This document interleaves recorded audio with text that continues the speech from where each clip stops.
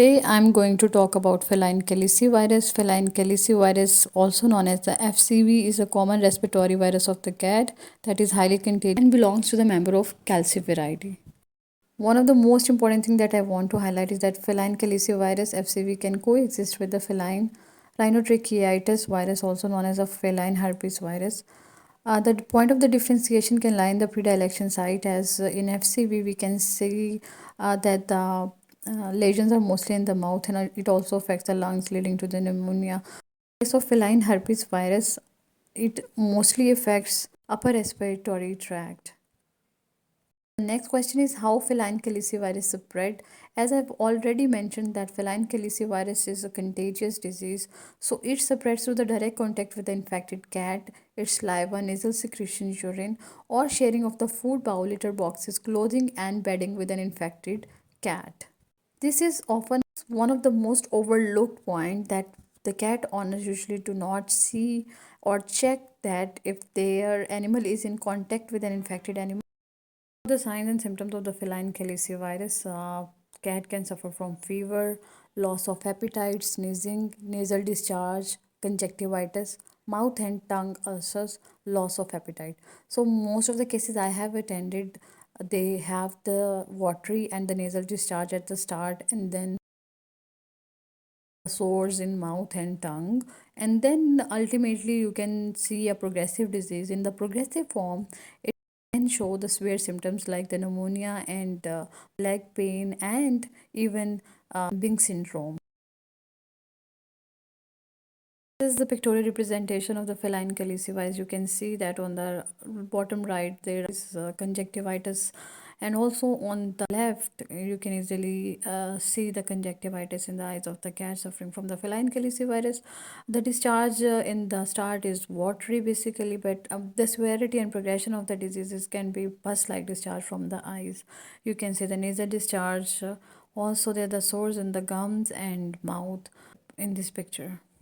When the disease become progressive, we can see the severe symptoms like the pneumonia and also joint pain and lameness in the advanced stage of the disease. But as I have already mentioned that pneumonia and the limbing syndrome is usually when it coexists with feline rhinotracheitis.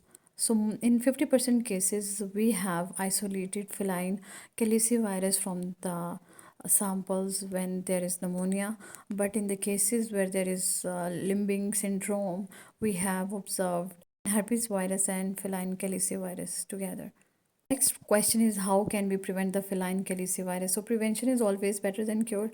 Prevention can be achieved primarily through the vaccination, and you can vaccinate your cat easily for the feline calicivirus, especially the cats that are living in the multi-cat environment like the shelters and the homes. They are most probably going to encounter, and the vaccination is the most important tool in this regard. Next is the hygiene, keeping the good hygiene, regular hand washing and disinfection. Next question we usually asked is that does the vaccinated cat can get feline calicivirus? So yes, there are the chances that the vaccinated cat can get feline calicivirus. So what is the next step? That you must visit the veterinarian when the cat starts showing the symptoms of the feline calicivirus. Next most important question is that what is the treatment for the feline calicivirus?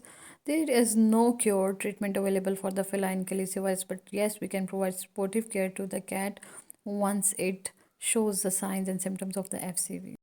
Next question is how can we provide the sportive treatment, sportive care, and symptomatic treatment to the cat that is suffering from the feline calicivirus. So if a cat has the FCV, a sportive treatment can help manage the symptoms and speed up recovery.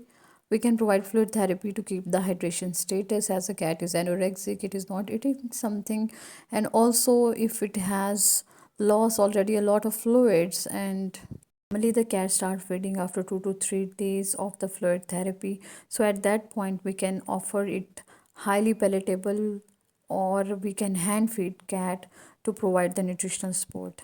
Medication that is provided is in the form of antibiotic to treat any secondary bacterial infection. Anti-inflammatory are provided to reduce fever and relieve pain.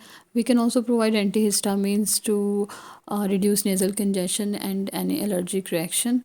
Moreover, environmental support is provided in form of cleaning and disinfecting the litter boxes, food and water bowl, and the other surfaces that are infected with virus.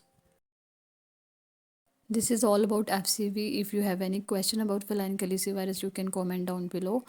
Don't forget to like, share and subscribe the video. Thank you for watching.